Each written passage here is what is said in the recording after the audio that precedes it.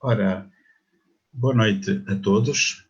Estamos em direto nestes momentos de confinamento, temos de estar em casa.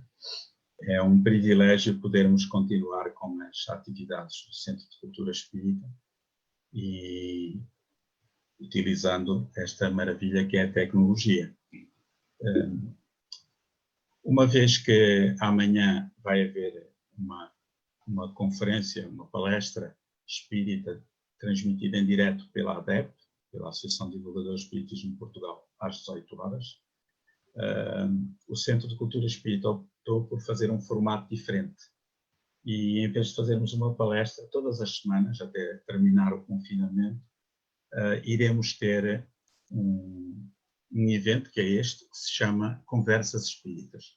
Todas as semanas temos um tema.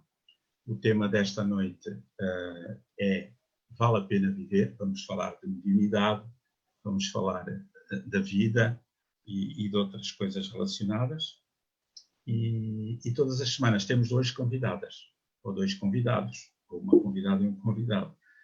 Neste caso temos a professora Amélia Reis, que é dirigente do Centro de Cultura Espírita, e temos a Cláudia Antunes, terapeuta, que é também dirigente do Centro de Cultura Espírita. Eu chamo-me José Lucas e irei funcionar como moderador. Não sei se querem cumprimentar a audiência do Facebook. Cláudia. Olá, boa noite a todos. É um prazer estar convosco. E a Amélia. Olá, boa noite. Vamos começar. Esperamos que seja uma conversa amena, agradável e que de algum modo possa ser esclarecedora para alguém que precisa de algum esclarecimento maior. Muito bem. Relativamente ao tema de hoje, vale a pena viver. Para muitas pessoas pode parecer um paradoxo, né? Porque há muitas pessoas que são materialistas e que dizem que não existe vida para além da morte. No entanto, a vida para além da morte foi comprovada experimentalmente em 1857, por um sábio francês, à época, o professor Rivail, que adotou o pseudónimo de Allan Kardec e que codificou a doutrina dos espíritos, ou doutrina espírita, o espiritismo é a mesma coisa.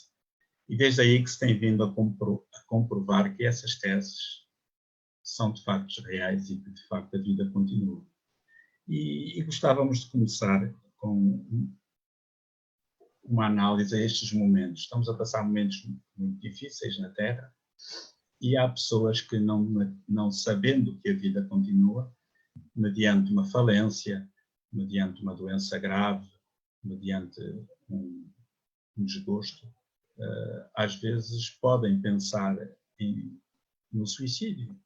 É melhor acabar, acaba-se tudo, pronto, eu deixo de sofrer. E a pergunta que eu colocava à Amélia Reis era precisamente essa, né? Se o suicídio é mesmo o fim. Portanto, as pessoas que se matam-se porque têm um problema que acham que é insuperável e que querem acabar de vez com esse problema. É mesmo assim, é o fim. Eu tenho tido o privilégio na minha vida de poder contactar através de médiums com espíritos que, num momento talvez de maior infelicidade de pensamento, enfim, cometeram suicídio. E o que acontece é que, de facto, prova-se perante essas manifestações que foi uma ilusão e que a vida continua após a morte do corpo físico. Também aquilo que eu tenho aprendido é que a maior desilusão do suicida é ver que continua vivo e que não tem hipótese de voltar para trás. Por outro lado, também o facto de ele manifestar durante muito tempo as mesmas sensações que recebeu na altura em que cometeu o ato. Uhum. Queres dizer alguma coisa sobre isto, Cláudia? Ou não? Não, eu acho que a Amélia disse tudo, porque realmente nós vamos sabendo por vários relatos que a vida continua, não é? E algumas experiências que alguns irmãos nossos, quando foram para o além, algumas dificuldades pelas quais se depararam. Além que alguns estudos que Allan Kardec também fez e que a doutrina tem vários livros que falam justamente disso. Eu estou aqui um bocado, não é inquieto, mas é a ajeitar-me na cadeira. É curioso porque que me lembro de algumas situações de pessoas que se suicidaram e que depois generosamente são trazidas às reuniões mediúnicas, onde se manifestam através dos médiuns para receber um pouco de auxílio energético e também orientação. Às vezes há espíritos de ex-suicidas, pessoas que se suicidaram porque, ao manifestarem-se, dizem assim: eu só queria morrer. Quer dizer, mesmo sabendo que são imortais, ainda continuam a dizer: eu só queria morrer. Sabe? Porquê? Porque acompanha com eles o problema que os levou ao suicídio na Terra. O problema não desaparece, continua no lado lá, agravado ainda pela situação de ele verificar: epá, afinal não morri, estraguei tudo. É muito interessante. O Espiritismo demonstrou a imortalidade da alma. Cláudio, eu gostava de fazer uma pergunta. Tens provas da imortalidade na tua vida? Como é que tu entraste para o Espiritismo? Como é que começaste a estudar isto? Foi por curiosidade? Foi algum amigo que te aconselhou? Não, nós vamos para o centro espírita e aprender Espiritismo maioritariamente por duas razões, não é? Ou porque queremos saber mais, ou por dificuldades na nossa própria vida, né? Porque a vida nos obriga a dar ajuda por necessidade.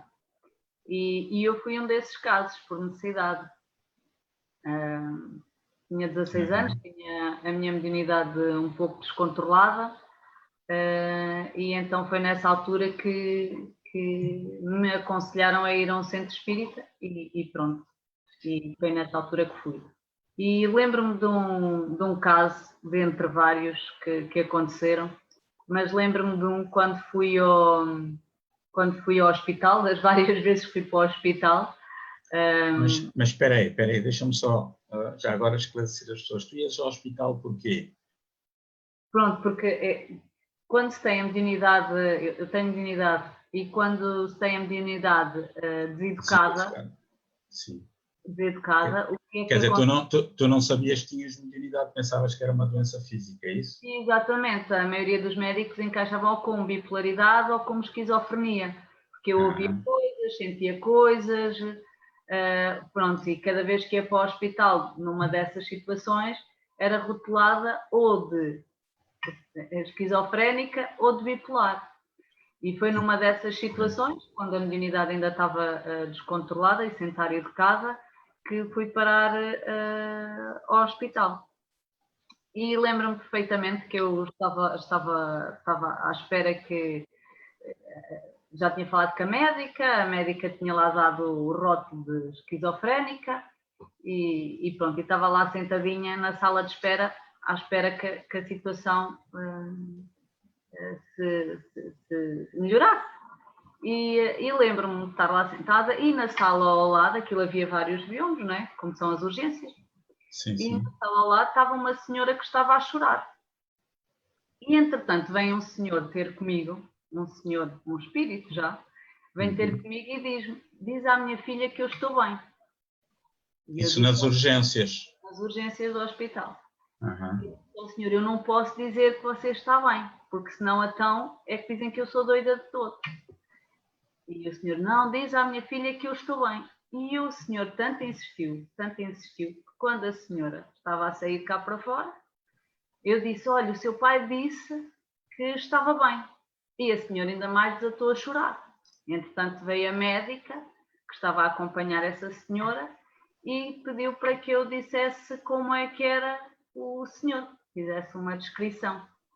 E eu fiz a descrição e a senhora viu que era real, porque ela tinha dado a certidão de óbito ao pai desta senhora. E, entretanto, essa médica falou com a minha médica e o que é que aconteceu? Via verde para a psiquiatria de Leiria, dizendo vê espíritos. Pronto, e foi assim. Mas pronto, eu não tinha forma de saber nem que nada desta situação, não é? Entre muitas. E depois de teres estudado o espiritismo, teres aprendido a educar a mediunidade no centro espírita, consegues hoje levar uma vida normal ou ainda vais parar ao hospital? Não. Tenho uma vida perfeitamente normal. O início é que é complicado, é mais difícil porque não sabemos o que é nosso, o que não é nosso.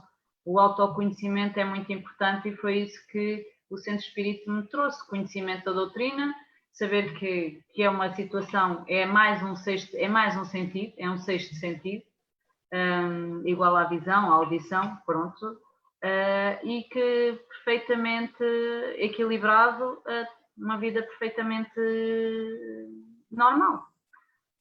Agora, é claro que é importante termos autoconhecimento de nós próprios e conhecimento da doutrina, de forma a também nos sentirmos mais pacíficos. Pacificados, querias tu dizer, não é? Pacificados. Sim, senhora. É muito interessante esse caso que tu referes, né? Porque eu imagino o que seja alguém que vai, por exemplo, um médico, psiquiatra, por hipótese, né?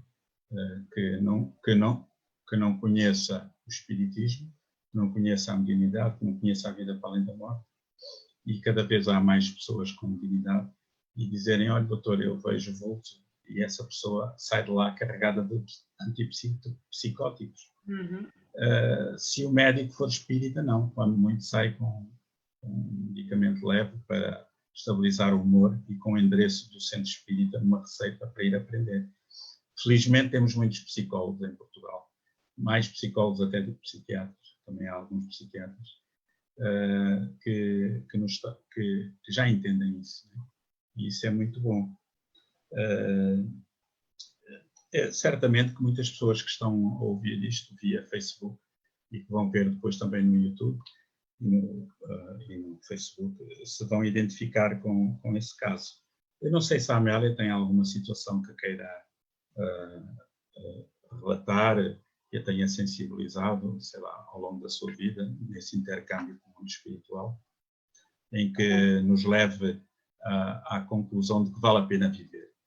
Porque muitas vezes, quando nós dizemos vale a pena viver, as pessoas acham assim, pronto, lá estão aqueles vendedores da banha da cobra, né? São como os padres, que eles não querem é que a gente se mate. Não? Isso para nós é completamente irrelevante. Nós queremos é esclarecer as pessoas de que é completamente inócuo o suicídio, porque a vida continua. Claro, é aquilo que o Espiritismo nos diz, é que todo o tempo que nós temos para viver na Terra, nesta existência, é aproveitável até ao último minuto. Portanto, terminar a vida antes do tempo programado é um erro. Agora, em relação ao facto de casos paradigmáticos que podem acontecer na nossa vida, eu estou-me a lembrar que aqui há tempo, já foi há um tempo, após termos dividido os terrenos que o meu pai nos deixou, eu ainda comprei mais um bocado de terra a um dos meus irmãos que ficava pegado a mim. Isso, pronto, foi só entre mim e ele. Pensei que o negócio estava no segredo dos deuses. Até que um dia, mesmo exatamente nessa época em que eu tinha acabado de fazer o belo negócio com o meu irmão, apareceu um espírito de uma senhora lá no centro, a manifestar-se através de um médium, e que me apelidava de materialista e que eu queria as coisas todas para mim. Ah, é? Mas isso foi aonde? Nas Caldas da Rainha? Lá no centro onde vocês frequentam? Onde Sim. nós frequentamos? E então, bem, eu fiquei encabacada, até perante os outros trabalhadores do centro, não é? O espírito estava a chamá-la forreta, é? Era, e materialística eu queria tudo para mim e tal. Então, eu perguntei, eu disse, sabe... Mas, desculpe lá, os médiuns tinham conhecimento da sua vida, não? Não, isso era só entre mim e o meu irmão. Ah, ok. Era uma coisa particular. Não sabiam nada. E então, eu perguntei à senhora como é que ela se chamava. E ela disse o nome, não vou agora dizer claro. E eu ainda fiquei mais surpreendida porque era uma pessoa com quem eu falava normalmente e porque tinha alguma consideração, achava que era uma pessoa simpática e tudo, mas afinal não era tanto assim, porque aquilo que ela me estava a dizer provava que ela tinha andado em cima da minha vida. E curiosamente, a terra que eu tinha comprado ao meu irmão ficava exatamente em frente da casa dela. Portanto, ela, por qualquer motivo, soube, como ser espiritual, que aquela terra seria para mim.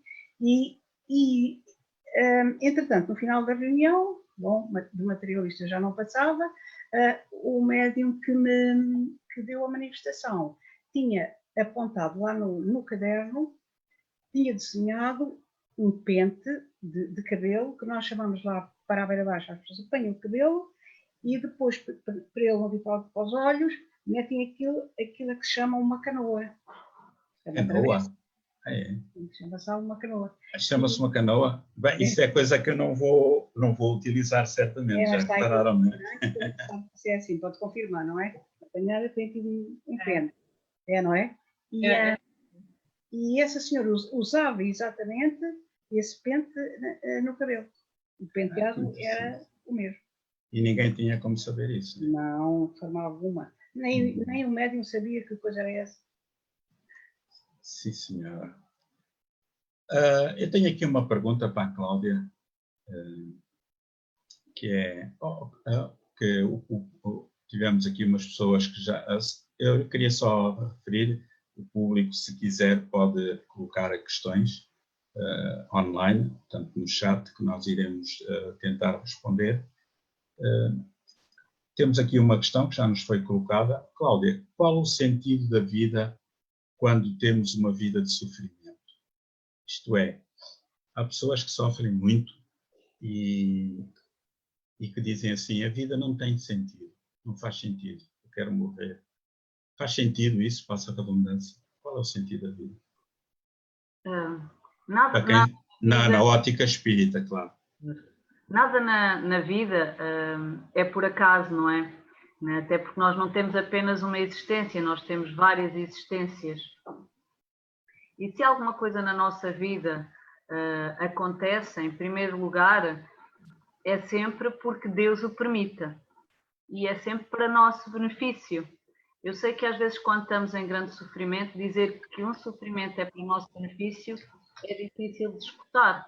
Mas é a realidade, porque nós somos seres humanos, ainda somos muito imperfeitos, e como crianças ainda em evolução que somos, às vezes precisamos de cair para depois nos conseguirmos levantar.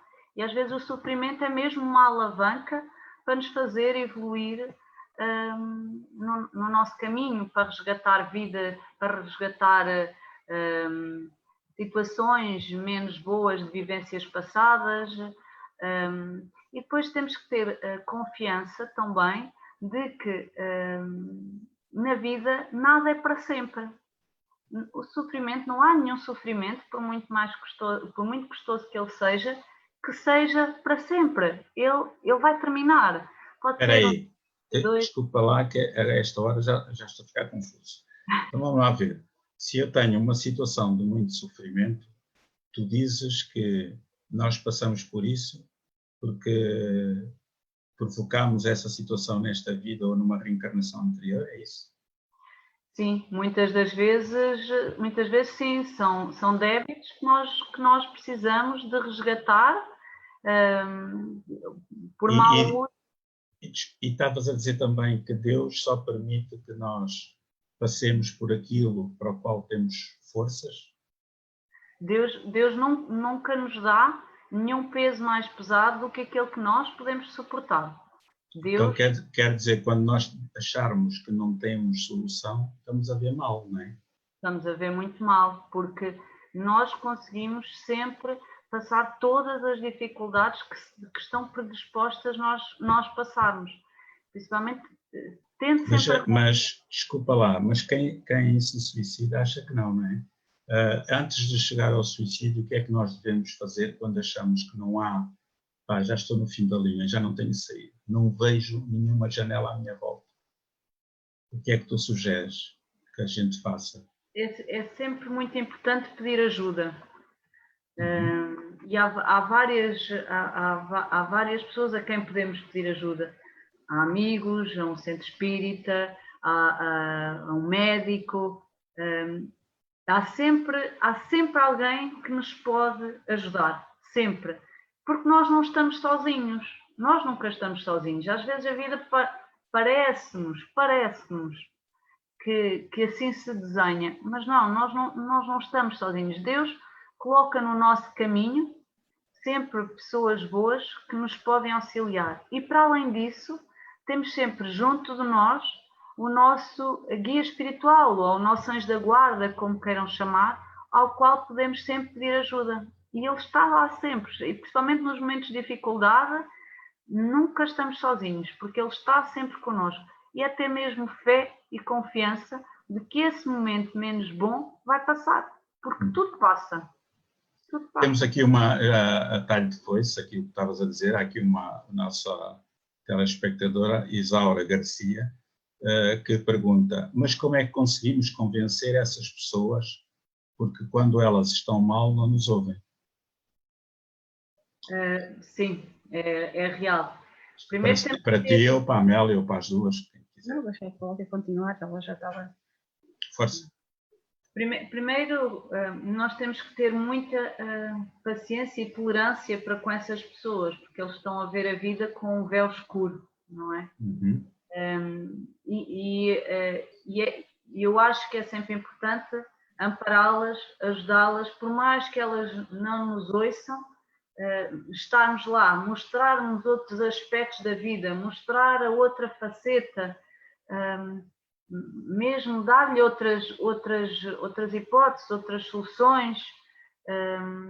Só que às vezes nós queremos que eles vejam como nós estamos a ver e muitas das vezes isso não é possível, porque cada um tem as suas vivências, mas eu acho que devagarinho e com amor nós conseguimos sempre ajudar a reverter essa situação, principalmente com amor.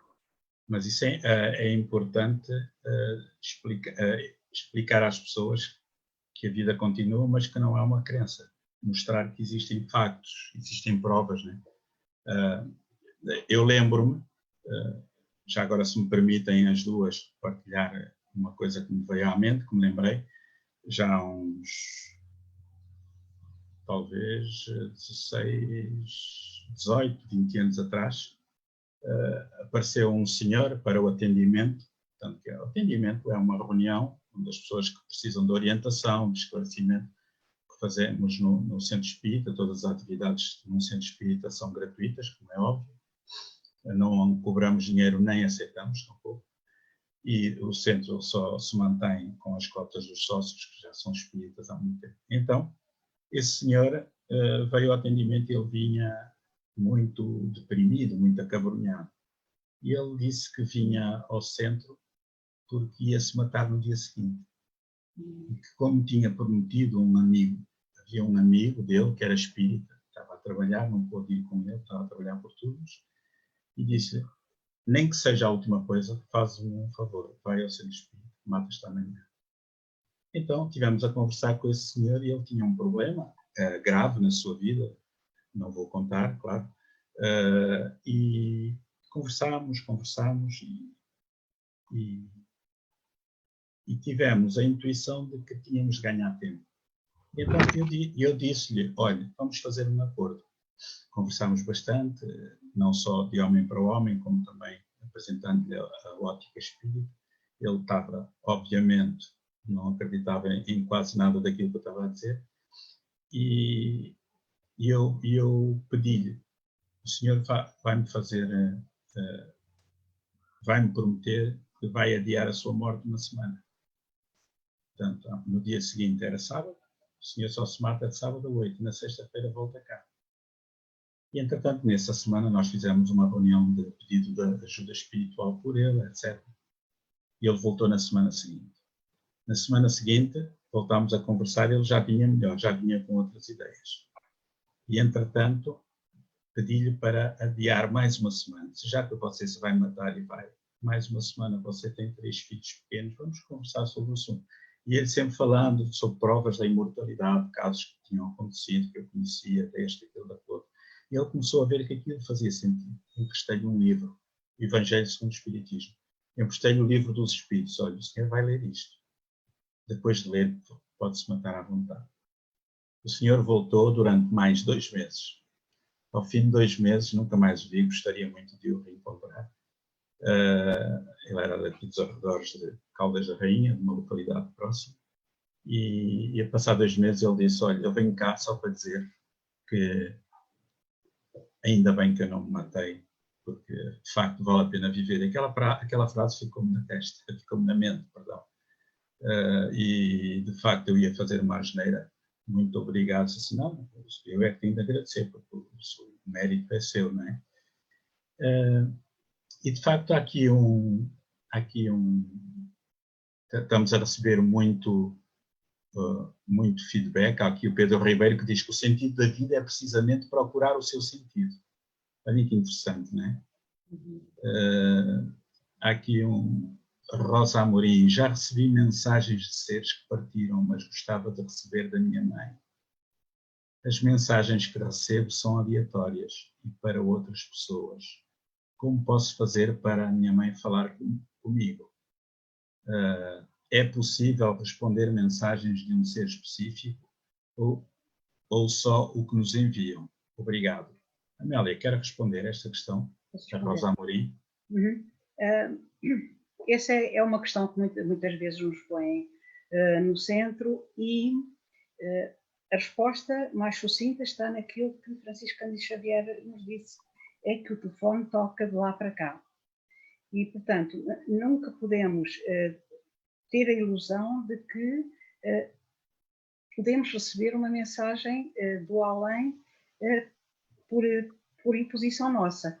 Se os bons espíritos entenderem que a mensagem a surgir proporcionam ao espírito em pauta a oportunidade de se manifestar através do médium, mandando então algum recado mais direto que a pessoa possa confirmar. De qualquer forma, no centro espírita acontece, mas sem qualquer tipo de promessa ou de comprometimento. Quer dizer, se eu bem percebi, as manifestações dos familiares ou conhecidos acontecem espontaneamente, né? Sem que nós possamos. E quando alguém pede para tentar saber notícias de um familiar, nós podemos pedir essas informações ao mundo espiritual, mas sem nenhuma garantia, né? De que recebamos, porque sim, precisamente. Nem sempre esse conhecimento nos pode ser trazido. Isso é a equipa espiritual do centro que supervisiona. Agora, também temos que ter em alguma conta é que o facto de nos aproximarmos mais diariamente, digamos assim, com mais frequência, de um centro espírita, podemos abrir portas para que esse ser que está do lado da vida se manifeste, porque estão abertas as condições para que isso aconteça. No meu caso, e como já está em obra publicada, eu tenho recebido várias manifestações de seres que partiram da minha família. Foi neste livro. Mas considero-me... Não me diga. Foi neste livro. Isto não foi combinado, por acaso tinha eu aqui para mostrar daqui um bocadinho. Exatamente. Factos Espíritas em Portugal. Podem comprar no site da Federação Espírita Portuguesa. Custa 7 euros. 7 euros, um livro a cores. vale a pena. São casos pesquisados em Portugal. Desculpe lá ter interrompido.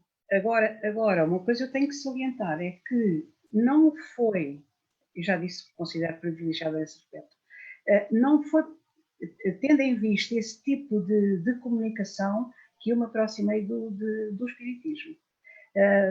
As coisas aconteceram normalmente, mas nunca foi o meu motivo primeiro de aproximação. E mesmo quando os factos aconteceram, eu fiquei muito grata, mas sinceramente nunca forcei o meu querer no sentido de que alguma manifestação acontecesse. Veio por acréscimo, não é? Sim, veio nitidamente por acréscimo. Há aqui uma coisa que eu gostava de dizer à Rosa Amorim, que é o seguinte: como posso fazer para a minha mãe falar comigo? A melhor maneira, a maneira mais segura é a Rosa Amorim falar com a mãe. Como é que pode fazer isso? Muito simples. Preparar o sono. Antes de dormir, pegar numa página de um livro espírita ou espiritualista, um livro que sensibilize, que tranquilize. Preparar o sono, ler, fazer uma prece, pedir ao seu guia espiritual para que durante o sono, quando o corpo está a dormir, o espírito vai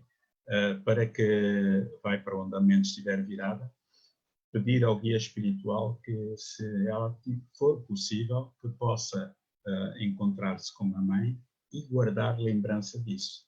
E se isso for possível, e se houver mérito para isso, e se houver também condições para isso, isso acontece com muita frequência.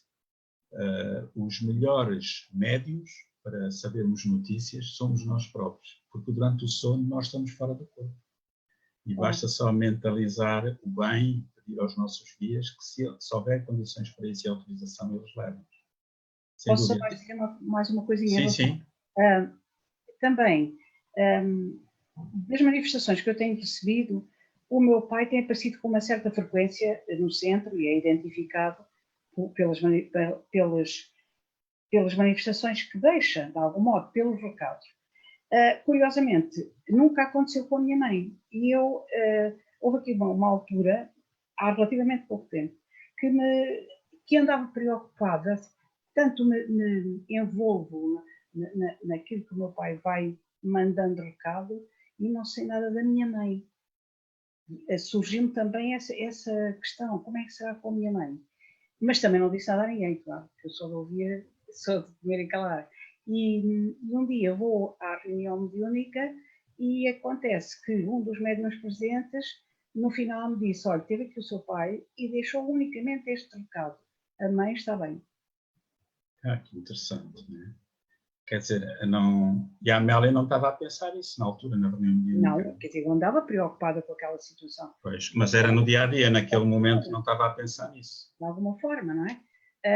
Porque como o meu filho e o meu pai apareciam com certa frequência, e eu comecei a pensar, porque é que eles nunca falam na minha mãe, nem dizem nada disso. E então veio aquele recado curto, unicamente, a mãe está bem. É muito, muito interessante isto. Temos aqui a Isabel Mendes diz que, provavelmente relativamente àquilo que a Cláudia há bocado estava a falar, o problema é que a maioria das pessoas não tem esse conhecimento, não tem conhecimento espírita. Claro, há pessoas que não se interessam, mas há pessoas que também não sabem, né? E pensam que o espiritismo é mais uma seita, é mais uma religião. Não, o espiritismo é uma ciência, é uma doutrina, um conjunto de ideias, né? Que tem uma filosofia acoplada, uma filosofia espiritualista, assente na moral que Jesus de Nazaré trouxe e que as pessoas transformaram isso em religiões, quando não tem nada a ver com religiões, mas sim com a ética, com a moral, com fazer ao próximo o que queremos para nós. A melhor maneira é divulgar o espiritismo para que as pessoas adquiram esse conhecimento. Por exemplo, através destas atividades que nós temos online, palestras, esta espécie de tertúlia, esta conversa espírita. Mas há um meio muito interessante, se me permitem. Este é o último jornal de espiritismo que saiu, que já está à venda, está nos centros espíritas, mas que agora estão fechados, mas vão poder comprar quando estiverem abertos. Este Jornal do Espiritismo, que é da ADEP, da Associação de Divulgadores do Espiritismo de Portugal, que é feito em Braga e no Porto, tem muita qualidade. Tem artigos científicos, artigos filosóficos, artigos de índole moral, e com bons colunistas. Inclusive, temos vários médicos que colaboram com o jornal, com médicos espíritas, portanto, divulguem. O jornal custa €1, sai de 2 em 2 meses, portanto, custa 50 cêntimos por mês. É menos do que um café, nos locais onde levam um café é 60, claro. E, de facto, nós espíritas temos essa obrigação, pôr a luz sobre o alqueire. Quem quiser aproveita, quem não quiser não aproveita. Eu tenho uma técnica que é, no Natal, nos aniversários, ofereço sempre livros espíritas. Não por fanatismo, mas porque era isso que eu gostaria que me dessem se eu não fosse espírita. Né? Não para tornar os outros espíritas, mas que as pessoas entendam. Quem quiser pega na ideia para que elas saibam que são imortais, que a reencarnação é hoje uma realidade científica, né? Que a lei de causa e efeito é uma realidade e que nós vamos escolher todo o bem que semearmos nesta vida e vamos escolher todo o mal que semearmos nesta vida e toda a neutralidade que semearmos nesta vida. E essa é a razão da causa, essa é a causa, aliás, de todas as dissemelhanças de oportunidades que existem entre nós. Não é? Temos aqui outras questões, muitas perguntas, o público está a colaborar, queremos agradecer às pessoas que estão a colaborar. A Catarina faz uma pergunta que eu vou passar para a Amélia, ou para a Cláudia, para as duas. As dificuldades por que passamos foram assumidas por nós antes da reencarnação? Quer dizer, todas as dificuldades que nós temos nesta vida foram planeadas? Alguém de vocês quer responder? Amélia, quer responder? Não. Só os grandes momentos da vida que poderão alterar o nosso roteiro foram programados por nós.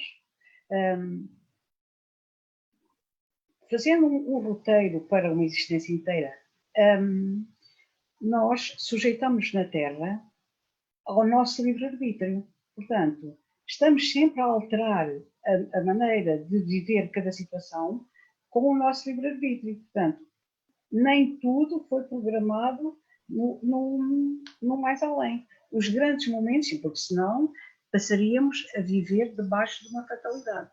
Isso não acontece. Nós somos livres, portanto, vamos sempre escolhendo aquilo que achamos certo e depois sujeitamos às consequências daquilo que resolvemos menos bem, tirando daí aprendizado e saltando para o patamar seguinte. É como a pedra que eu costumo ver muitas vezes. Quando nós tropeçamos numa pedra, caímos, não é? E depois de nos levantarmos, olhamos para trás e vemos qual foi o motivo da queda. Daí para a frente, começamos a ver as coisas de um modo diferente e se nos pusermos em cima da pedra que nos fez cair, vemos muito melhor e tomamos decisões mais acertadas daí para a frente. Portanto, e temos mais cuidado com as pedras, não é? Ora, é isso mesmo. Portanto, é sempre dependendo depende sempre do nosso livre-arbítrio o modo como encaramos as situações. E aquilo que para mim me parece um mal, se calhar é um bem maior. Portanto, se eu bem percebi,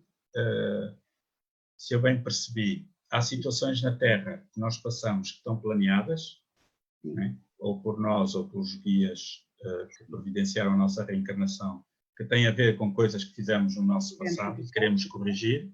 Sim. E há outras que, não estando planeadas, fazem parte da contingência do mundo de provas e expiações, como é a Terra, não é? Por exemplo, sei lá, imaginemos que, sei lá, alguém na cidade das Caldas se lembrou de beber muito e depois pega no carro e atropela 2 ou 3 pessoas sem querer, né? Essa pessoa não reencarnou com o objetivo de se embebedar, passa a expressão, de se alcoolizar, a tal modo para que se cumprisse a lei de causa e efeito. Não, é o livre-arbítrio. Ninguém reencarna fadado ao inêxito, ao crime. Exatamente. Né? Portanto, é a escolha que a pessoa faz. E aquela pessoa que foi atropelada podia não ter isso nesse plano, mas aquilo é uma contingência da vida do mundo de provas e expiações, claro. Que se ela passar com estoicismo, vai ter créditos espirituais nisso. Vai ter créditos espirituais se passar bem claro, nisso. Sem dúvida. Se a pessoa se revoltar, é o contrário. Temos aqui uma outra comunicação do Marcelo Rosenbrock. Boa tarde aqui, boa noite para os amigos de Portugal. Moro em Blumenau, Santa Catarina, no Brasil. Muito bom rever-vos a vocês, ok? Obrigado, Marcelo, também, e para todos os que nos estão a acompanhar em Blumenau, no Brasil. Temos uma outra questão. Cláudia, Alda Vicente tem uma questão muito interessante. Muitas pessoas estarão a questionar, perante esta crise que estamos a viver do coronavírus, onde está Deus? E se Deus existe e ama a sua criação, como permite todo este sofrimento? Queres responder? Sim. Foi Deus que mandou este vírus? Deus teve conhecimento deste vírus, de certeza. Deus é castigador, mandou este vírus para a gente. Portanto, é Deus que está a criar este sofrimento. Como é que a doutrina espírita vê isso?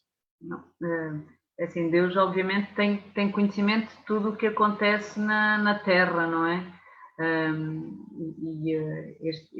Este vírus, não podemos esquecer que nós estamos num planeta de provas e expiações e como tal... Isto significa, desculpa lá, significa só para quem não sabe, não está dentro dos assuntos espíritas, um planeta de provas e expiações é um planeta onde existe mais mal do que bem, não é? Onde todos nós somos ainda muito pouco evoluídos do ponto de vista espiritual. Exatamente. E a Terra está a pouco e pouco a passar para um outro patamar, que é o mundo de regeneração, não é? Então, neste momento de transição, é natural que hajam algumas situações que ajudem a elevar a Terra, mas sempre houve grandes situações idênticas a estas, como a peste negra, como a gripe espanhola, sempre existiu, não é? E faz parte das contingências do mundo em que ainda vivemos. Eu estava-me a lembrar, desculpa lá interromper, estava-me a lembrar de uma pequena analogia. Quando os nossos filhos são bebés, né? São crianças, 4, 5, 6 anos, e gostam de ir para os balões, etc. Portanto, eles vão para o balões e os pais estão a tomar conta e estão, de certo modo, a tomar conta assim à distância, ali a 2 ou 3 metros. E, entretanto, alguém cai do balões e aleija-se. Pronto, ok, está tudo bem. O pai não pode impedir que o filho se aleije, porque ele está a fazer as suas experiências, né? Nós temos muito aquela ideia do Deus antropomórfico, Deus feito à nossa imagem e semelhança. Esse não é o Deus dos espíritas, é o velhinho de barbas, né? Castigador. Não é Deus que permite este sofrimento, né? Deus é amor, é a inteligência suprema, a causa primária de todas as coisas, e Deus dá-nos o livre-arbítrio. E dentro do livre-arbítrio nosso, nós vamos escolher o que semeamos. As pessoas que semeiam cenouras, escolhem cenouras. As que semeiam batatas, escolhem batatas. Neste planeta, nós semeamos egoísmo, orgulho, ódio, ganância, e estamos a colher os frutos dessa ganância, né? Portanto, este vírus, segundo informações da Organização Mundial de Saúde, ter-se-á originado no mercado da China, precisamente num país onde não há, sem qualquer tipo de críticas, onde não há as condições sanitárias de salubridade que existem, por exemplo, na Europa, né? E então, onde tem aqueles mercados de animais selvagens e que passam vírus uns para os outros, Se calhar vamos ter de aprender e vamos ter de dizer aos chineses que têm de acabar com aquilo para bem da humanidade. Por outro lado, nós, seres humanos, nós todos, gananciosos, estamos a desflorestar a Amazónia e outras florestas, né? E muitos dos vírus que estão lá na natureza acabam por entrarem na nossa vida de várias maneiras. E vamos ter de aprender que, se calhar, temos de ser menos gananciosos. Então, o Deus amor, que é o Deus que o Espiritismo vê, né? Ama a sua criação, ele permite o nosso sofrimento, porque é a nossa escolha, e permite também a nossa felicidade, quando for essa a nossa escolha. Uma coisa é certa, dentro da lei de causa e efeito, tirando raríssimas exceções, ninguém vai desencarnar fora do seu tempo, a não ser que a pessoa tenha sido completamente inconsciente e tenha andado aí a brincar e não se tenha acautelado e ficado em casa. Portanto, se nós tivermos o nosso cuidado, fizermos a nossa parte, né? Se estivermos tranquilos, tudo o resto terá dentro dessa lei de causa e efeito. Temos aqui muitas questões. O Marcelo Rosenbrock diz: recebi mais 10 recados do meu pai através do médium José Araújo, em Blumenau, nunca esperei nenhuma delas. E foram recados importantes naquele momento para mim. Um dia havemos de fazer, aliás, neste livro que nós editamos através da Federação Espírita Portuguesa, Factos Espíritas em Portugal, tem vários casos do médium José Araújo em Portugal, muito interessantes. Não estamos a fazer publicidade comercial, porque o livro custa 7 euros, é o preço praticamente de capa, e não ganhamos qualquer dinheiro, todo o lucro reverte a favor da Federação Espírita Portuguesa. Temos aqui o João Paulo Peças. Um abraço, cheio de paz, queridos amigos, obrigado igualmente. Rosa Amorim, grata pela resposta. Não tem nenhum espaço em Lisboa?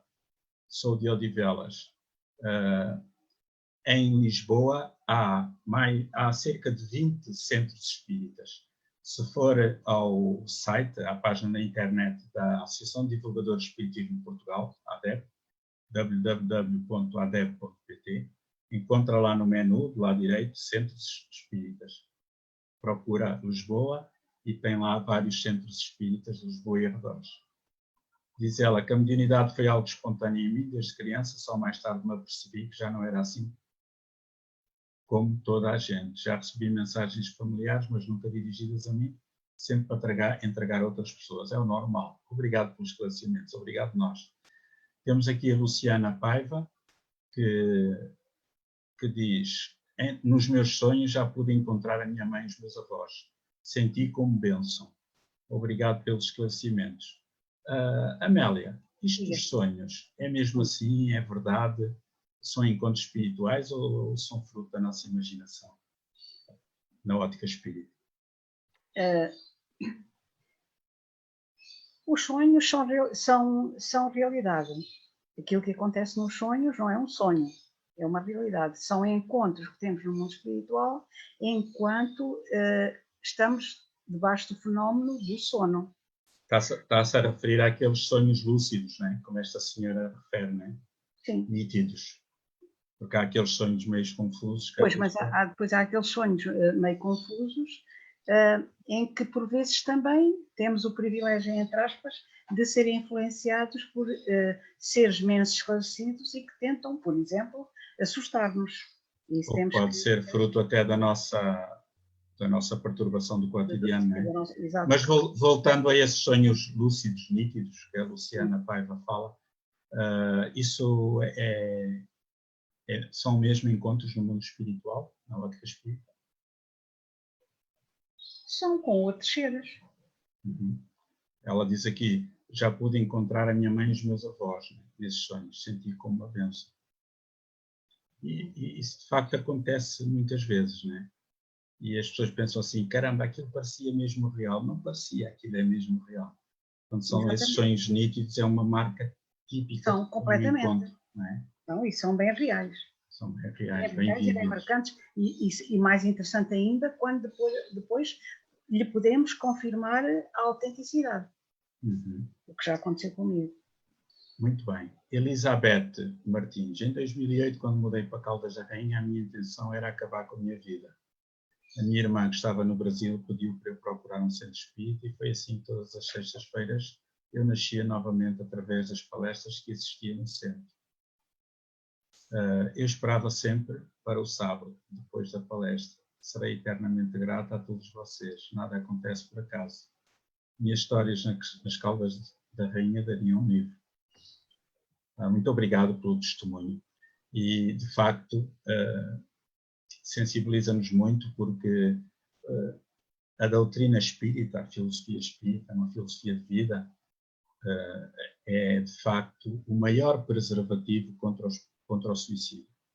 Quem conhece o espiritismo não se suicida, a não ser que possa estar num estado de perturbação grande, e isso pode ocorrer.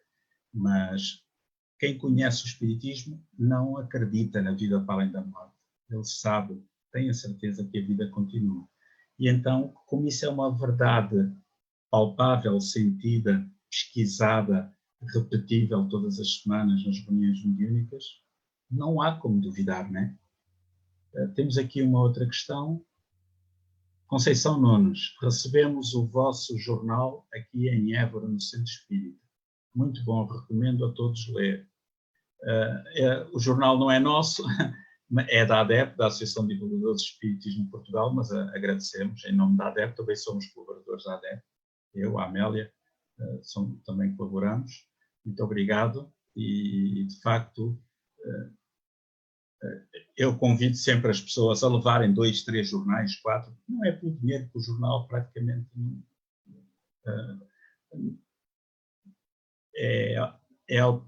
dificilmente é autossuficiente e é por muita carolice que ele é editado, mas é levar 3, 4 para deixar nos locais públicos, na biblioteca, num consultório, num café, num autocarro, quem sabe aquilo não vai salvar uma vida. Narciso Luís Correia, o espiritismo aceita a influência dos astros na nossa vida? Bem, Narciso, não na ótica da astrologia, porque a astronomia hoje é uma ciência que veio, superar a astrologia. No entanto, nós sabemos que tudo o que existe no universo, todos os movimentos dos planetas, toda a energia que existe no universo, todas as forças de atração, repulsão, todos esses campos eletromagnéticos, todas essas energias têm, de algum modo, influência na nossa vida, que nós estamos, inclusive, longe de cogitar. Mas a doutrina espírita não defende, de facto, os princípios da astrologia, que nós vimos marcados por um determinado signo, numa espécie de algum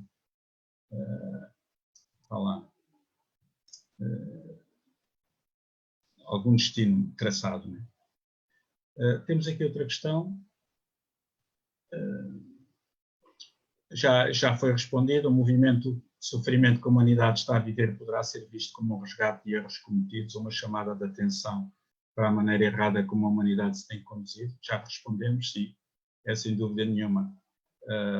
É colher um efeito das causas egoístas da nossa parte e é uma chamada de atenção para, de facto, nós mudarmos um bocadinho em relação à natureza. A Natasha Condado diz que nós é que criamos tudo o que nos rodeia. O Paulo Santos faz aqui uma questão. Pode-se dizer que este vírus, tal como outros no passado, são um resgate coletivo? São sempre, não é? Porque nós vivemos em grupo, é lei de sociedade, o livro dos espíritos. José Laiel, estou assistindo no Brasil. Parabéns a todos. Obrigado, José Laiel. Esperamos que seja útil. Assinar Garrido, obrigado, Maria Luísa, assistindo de Porto Alegre, no Rio Grande do Sul, Brasil. Epá, o nosso irmão brasileiro está aqui em força. São Santos, boa noite, aqui da Holanda. Olha a Holanda, país das tulipas, agora chama-se Países Baixos. Tantos anos já passaram quando durante algum tempo passei por aí. Deus vos abençoe. Bem-aja com as vossas palavras. Deus é amor. Obrigado, São, e que tudo corra bem aí pela Holanda. Temos aqui uma pergunta. Zaida Machado. Podem existir espíritos obsessores encarnados? Amélia, quer responder? Sim, posso responder. Podem, sim, senhor. Porque sendo a obsessão é a ação persistente que o mau espírito exerce sobre um indivíduo, como nos diz Allan Kardec. Ora bem, o mau espírito pode estar encarnado ou desencarnado. Consequentemente, pode haver obsessão de encarnados. Ok. Maria Isabel Oliveira, obrigado, amigos, muito esclarecedor, como sempre. Um abraço com carinho para todos. José Duarte, muito obrigado pela palestra em tempo de quarentena. Conceição Mendes, grato aos três e cuidem-se.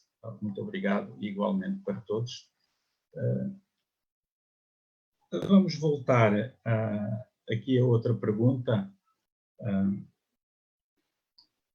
Cláudia, temos aqui uma outra questão que é: se a minha vida já não me parece muito interessante, sabendo que posso quitá-la, pois apenas trocarei de lado, portanto, se a minha vida não é interessante, eu sei que posso pagá-la depois, vou morrer, vou para o mundo espiritual.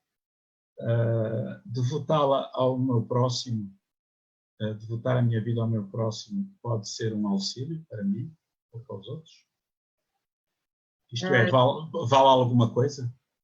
Mesmo que a minha vida não, eu acho que a minha vida não preste. Se eu fizer o bem, se for útil, se eu for útil a alguém, mesmo que ache que isso não tem valor nenhum, isso pode ser um auxílio? Claro que sim, até porque quando nós ajudamos o próximo, quando nós ajudamos o outro, temos uma alegre sensação de dever cumprido. Para além de que cada boa ação que nós fazemos ao outro apaga uma ação menos boa que tenhamos feito. De maneira que sempre a ajuda que podemos prestar ao próximo contribui sempre a nosso favor. Quer em termos imediatos de uma sensação de dever cumprido, de que ajudamos alguém, quer até a nível futuro, e apagando qual fosse uma borracha, tal qual uma borracha, apagar uma ação menos boa que tínhamos feito anteriormente. De maneira que fazer o bem sempre. Ajudar o próximo sempre. Tenho aqui uma questão para a Amélia. Estão a aparecer aqui novas questões. Amélia, se eu for tomado por um desânimo muito grande a ponto de desistir da vida, mas sem levar a efeito o suicídio, sem me suicidar, estarei na mesma situação de um suicida ou não? Não. Acontece a muitas pessoas terem alturas na vida em que lhes apetece desistir, mas isso tem a ver com a maneira de ser da pessoa. E nós encontramos no Evangelho segundo o Espiritismo um texto muito interessante que exatamente foca essa situação, que é a melancolia. E nesse texto nós encontramos precisamente o foco dessa situação. Somos vulneráveis àquilo que nos acontece no dia a dia, reagimos de facto de maneira a que entramos em desânimo, e a melhor maneira de sairmos desse desânimo é escudar-nos naquilo que a doutrina espírita nos ensina, percebermos que somos seres que vimos de outras existências, que temos fragilidades e que por vezes a saudade do mundo espiritual em que vivemos uma situação mais feliz, mais completa, nos faz entrar nessa nostalgia que por vezes chega ao ponto de queremos desistir. Mas não é a mesma coisa. Ok, muito bem. Cláudia, já. Okay. Esta também pergunta, vou fazer novamente para a Amélia, ou não, pode ser para a Cláudia. Para que a vida tenha sentido, temos de reencarnar sempre. Não posso fazer a minha vida no mundo espiritual sem vir à Terra. Tem alguém que já está cansado de cá estar, de certeza. Queres responder, Cláudia? Sim. A gente pode ficar só do lado de lá e evoluir só do lado de lá, ou temos de reencarnar sempre? Nós evoluímos em 2 planos, não é? Precisamos desses 2 planos para evoluir. Do lado de lá também se evolui, no mundo espiritual? Também, do lado de lá, nós não ficamos lá sentados numa nuvem. Nós lá trabalhamos, estudamos, aprendemos, mas depois é no plano físico, na Terra, né, que nós precisamos de consolidar os conhecimentos. Porque a Terra é como uma escola, é como um hospital, e precisamos de vir até cá para ver se realmente o que aprendemos do lado de lá já conseguimos colocar em prática na escola Terra. E também para contribuir para o avanço tecnológico do planeta, exercitando a nossa inteligência e o nosso coração, a nossa vontade, não é? Exatamente. De Não, maneira não sei. que os 2 planos para evoluir. De maneira que precisamos dos 2 planos para evoluir. Então, mas nós vamos reencarnar sempre, eternamente? Ou vai haver um dia que vamos parar? Não, haverá uma altura em que já não necessitamos de reencarnar, quando formos espíritos mais felizes, pelo menos não... Espíritos puros, não é? Sim, exatamente. Pelo menos não em sítios com características como a Terra, mas quando formos seres espíritos felizes já não precisamos. Espíritos evoluídos já não precisamos. Ok, sim senhora. Temos aqui mais questões dos nossos acompanhantes online. Muito obrigado pela vossa colaboração. A Manuela Simões pergunta assim: quando temos uma vida sem grandes tormentos, quer dizer que já resgatei tudo? Então já deveria ser feliz. E eu acrescentaria: e não sou. Quer responder, Amélia? Quando temos uma vida sem grandes tormentos, quer dizer que eu já resgatei tudo do passado? Se não resgatei tudo do passado, ou se resgatei, eu já deveria ser feliz. Porque é que não sou? Será mesmo assim? Vamos lá ver. O facto de ser ou não ser feliz tem um bocado a ver com a aceitação que nós fazemos da própria existência. Às vezes nós é que complicamos as coisas e depois não somos felizes.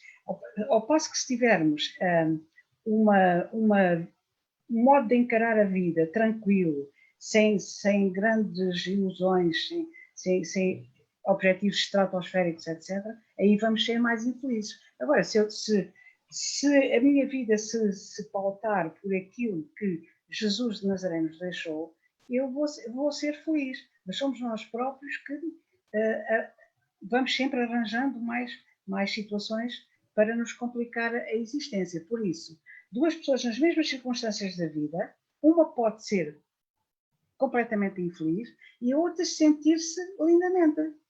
Depende do livre-arbítrio e da maneira como a pessoa encara a vida, não é? Exatamente. Deixa-me só contar aqui uma coisinha que me deixou um dia a pensar o quanto eu sou complicada na vida.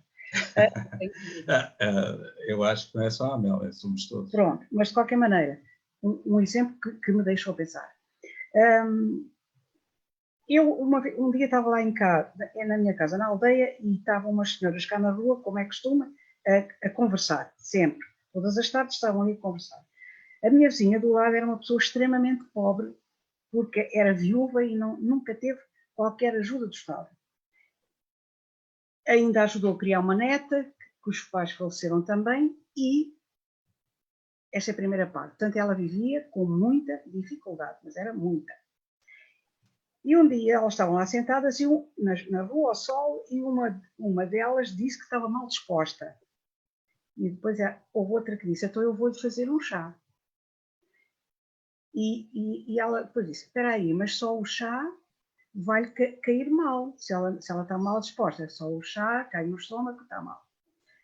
E ela disse assim, essa minha vizinha, que, valha-me Deus, era o puro: ai, mas eu tenho lá um bolo que posso dar. Porque a minha neta mandou-me, pelo outro neto que vinha, ontem mandou-me 3 bolos. Eu já comi metade de um, dei o outro ao meu neto, mas ainda lá tenho o outro e a outra metade. Bem, eu pensei assim, se fosse eu nunca ia dar o bolo. Então, tinha-lhe o mandato por especial favor, não é? Ela ainda já tinha dado um honesto e comeu só metade, e agora ainda se dispunha a dar o outro bolo que lá tinha, para a outra não ficar mal disposta. Perante uma situação destas, eu senti-me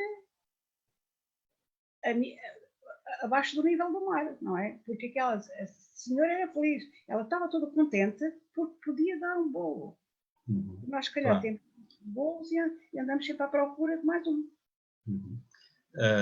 Vamos só responder às perguntas que temos aqui, porque estamos a chegar ao fim, mais 5 minutos, e pedir às pessoas que não nos façam mais questões, porque não vamos ter tempo para responder, ficará para a próxima semana. Ou então, se quiserem, podem nos mandar as questões para o e-mail do nosso centro, ccispirita@gmail.com. Ou então encontram também no nosso Facebook, lá o nosso mail. Temos aqui uma questão muito interessante do Narciso Luís Correia. Aquilo a que se chama esquizofrenia pode ser provocado por obsessores? Esta é uma questão da área da medicina e da psiquiatria, que nós não queríamos entrar muito, porque não temos conhecimentos nessa área. Mas dos poucos conhecimentos que temos, a esquizofrenia é uma patologia, portanto, é uma doença, é uma situação física.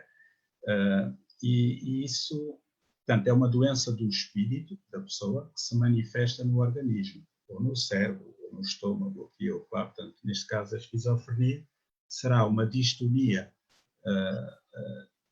do espírito que se manifesta através do seu psiquismo, através da componente cerebral, pelo que se sabe. Não nos parece que sejam os obsessores que provoquem esquizofrenia, mas sim o espírito que tem esquizofrenia é uma pessoa que é endividada de vidas anteriores e que nesta vida, estando numa situação de resgate, através da dor de agora, que é similar à dor de outrora que provocou, esse espírito, ao ter consciência no mundo espiritual entre duas reencarnações do que fez, não se perdoou. E ao reencarnar, ele vem desequilibrado. Ao vir desequilibrado, ele desequilibra os mecanismos do cérebro e traz transtornos. Nesse desequilíbrio, ele muitas vezes pode sintonizar com espíritos menos bons, que estejam no seu nível de pensamento e de sintonia, e há alguns até que ele próprio tenha prejudicado na vida anterior. Quando esses obsessores aparecem, são sempre uma bênção de Deus, permitidos por nossos guias, porque são seres que vêm em busca do incerto. Então, assim, esse contacto doloroso é sempre para nosso bem. É como quando nós temos uma ferida e vamos ao médico e tem de se lancetar, aquilo dói, custa, mas é para nosso bem, para que se tire aquele pus lá de dentro e depois cicatrize, e nós até agradecemos ao médico. O Edmundo César, do Brasil. Boa noite, amigos caldenses. Já temos saudades do Edmundo César, um excelente ator de teatro, talvez o melhor que tínhamos visto até hoje, embora haja outros muito bons. Temos a Tina Conceição, que nos pergunta o seguinte: como nos podemos sentir realizados espiritualmente? Como saber que temos utilidade? Como sabemos que estamos no bom caminho? Amélia, quer responder? Ou a Cláudia? Pode ser tu. Quem é que foi a última a responder? Não sei. Pode ser tu, Cláudia. A pergunta é: como nos podemos sentir realizados espiritualmente? Como podemos saber que temos utilidade? E como sabermos que estamos no caminho certo? São 3 em 1. 3 em 1. Primeiro, como podemos sentir realizados espiritualmente? Primeiro temos que estudar. Há que estudar o quê? Matemática, física? Não, estudar a doutrina espírita, os vários livros da doutrina espírita, primeira codificação. Quer dizer que os livros espíritas são escritos em código, não? Desculpa? Quer dizer que os livros espíritas são escritos em código? Falaste aí na codificação?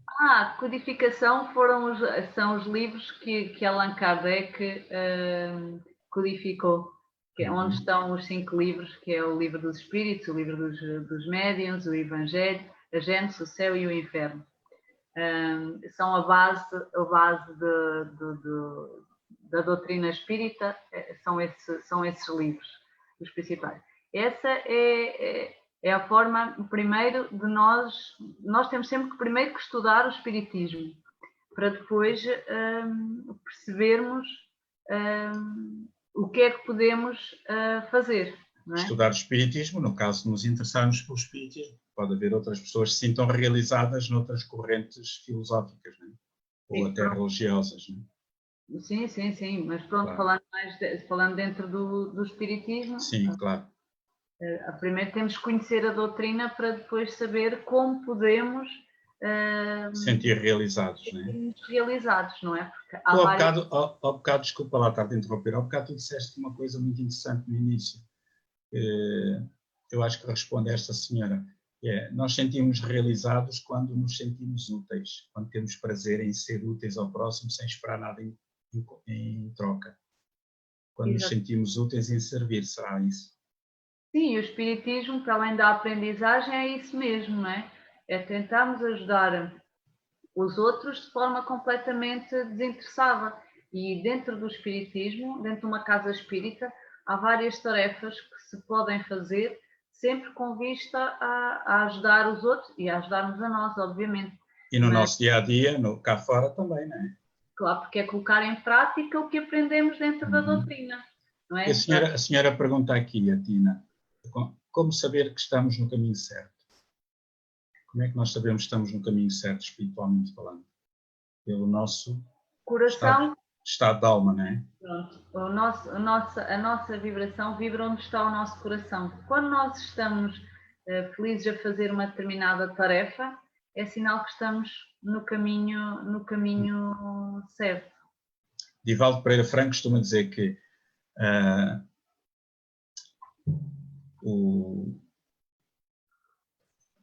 o bem, como é que ele diz? O mal que os outros me fazem não me faz mal. O único mal que me faz é o mal que eu faço porque me torna mal. Não é? Isto é, quando nós estamos tranquilos, serenos, com a consciência tranquila, nós estamos no caminho certo. Quando estamos angustiados, é porque nos falta alguma coisa. Não é? Muito bem. Júlia Santos, estou a adorar ouvir as perguntas e respostas. Um beijo para todos. Ok, obrigado, Júlia. Não sabemos quem é, mas um dia certamente nos conheceremos. Edmundo César pergunta: a pandemia irá transformar as pessoas e o mundo, como dizem alguns, ou o materialismo incrustado na alma humana não permitirá esse progresso? Eu vou responder isto rapidamente. Há muita gente a pensar que estamos numa fase de transição, daqui a 10, 20 anos, 30 anos, isto está tudo mudado, os maus vão todos embora, os maus são sempre os outros. Nossos espíritos é que somos os bons. Isto vai mudar, etc. Isso é uma pura ilusão. Allan Kardec refere com muita propriedade no livro A Gênesis, no capítulo 18, onde ele fala do planeta de regeneração em que a Terra se irá transformar no 3º milénio. O milénio tem 1000 anos. Portanto, essa regeneração pode demorar 100, 200, 300, 400, 500 ou 1000 anos, dependendo do livre-arbítrio das pessoas que reencarnarem cá na Terra. Perdão, não façam isto que eu fiz, é assim. Portanto, a pandemia não vai transformar as pessoas, nem vai transformar o mundo. Quando muito, pode nos criar dificuldades económicas.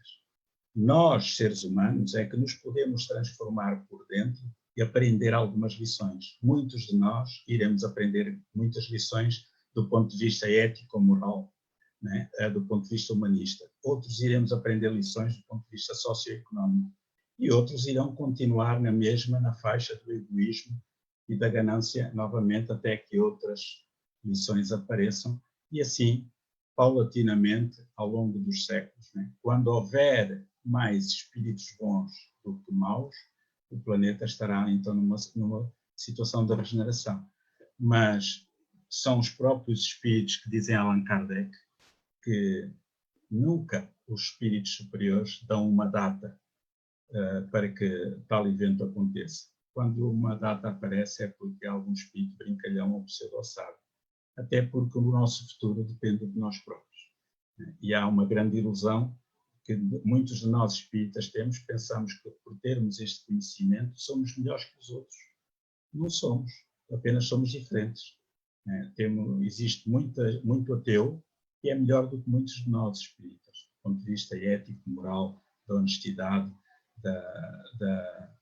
da sinceridade, né? Da urbanidade, do civismo, etc.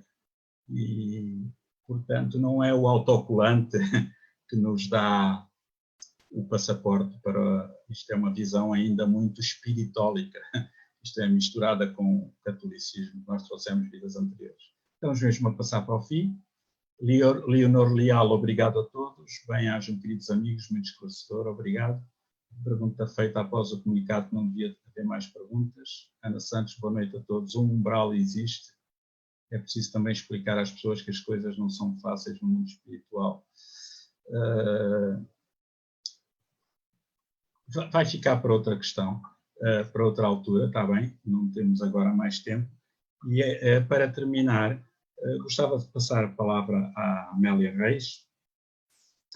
Amélia, que livro espírita poderia sugerir ao público, principalmente para quem não conhece o espiritismo, para conhecer principalmente a essência da doutrina? Não é para se tornar espírita, para conhecer as ideias e analisar com espírito crítico. O que é que aconselharia?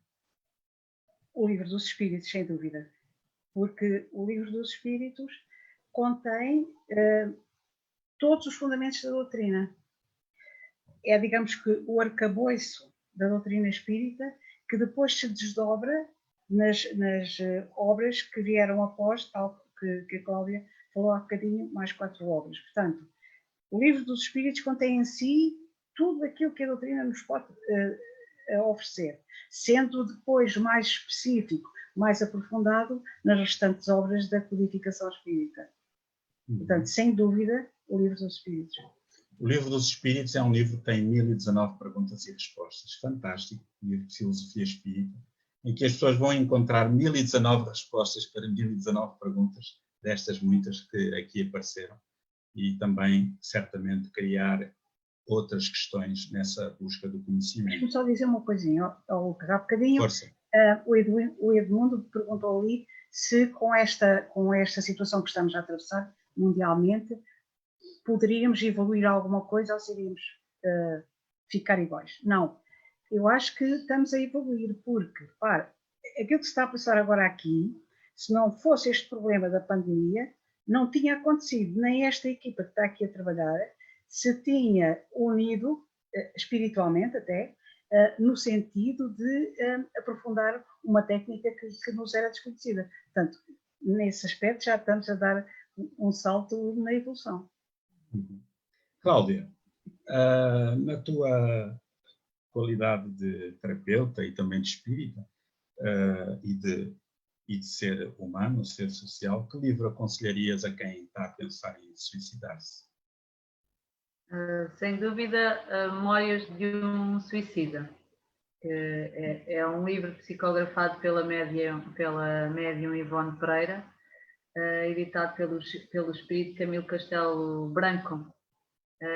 Nosso escritor português que se suicidou, sim. Exatamente, e que fala um bocadinho das turbulências que ele passou no além-túmulo, né? E, sem dúvida, quem tiver com essas ideias, que leia primeiro o livro, como tu também sugeriste ao outro senhor. Memórias de um Suicida é um livro, de facto, forte. Fica esse desafio. Este é um assunto muito sério. Pedimos desculpa se, porventura, alguém achar que nós tratámos este assunto com ligeireza. Não foi a nossa intenção. Mas gostaríamos, se porventura alguém está a pensar em suicidar-se, por favor, não o faça.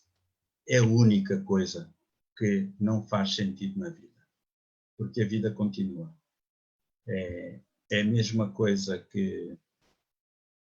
É como se fosse um fundo falso da vida. Eu saio de um palco, e há um alçapão e entra no outro palco mais abaixo.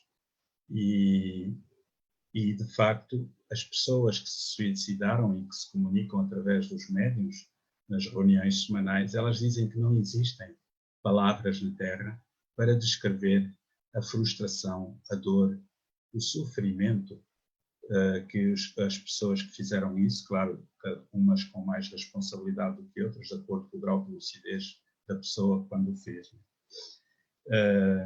E queríamos deixar este desafio. Se está com essas ideias, leia este livro. E faça-o só depois de ler o livro. Depois de o ler, certamente não o fará. E se mesmo assim tiver essas ideias, peça ajuda. Um psicólogo, um psiquiatra, um amigo, um familiar que o entenda. Peça ajuda a um centro espírita. Pode contactar o nosso centro ou com outro qualquer, porque certamente toda a ajuda espírita é gratuita e desinteressada e certamente vai encontrar esclarecimento para as causas daquilo que está a doer no momento. Para nos despedirmos, queremos agradecer a quem esteve a trabalhar na retaguarda, o Moisés e o Osíris, que fizeram um notável trabalho no Facebook do Centro de Cultura Espírita. Agradecer a gentileza da Cláudia Antunes e da professora Amélia Reis.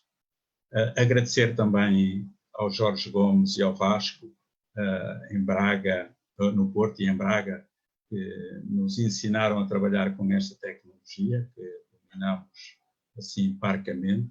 E, de facto, quando nós partilhamos conhecimento, ajudamos mutuamente, a vida torna-se muito mais fácil. 2 a 8 dias, cá estaremos, se Deus quiser, com novas conversas espíritas e com mais 2 novos convidados e com um novo tema. E garanto-vos que vocês vão gostar das 2 novas convidadas, 2 senhoras. Uma mais nova e outra mais idosa, um bocadinho mais experiente. Muito obrigado e até 2 a 8 dias, se Deus quiser.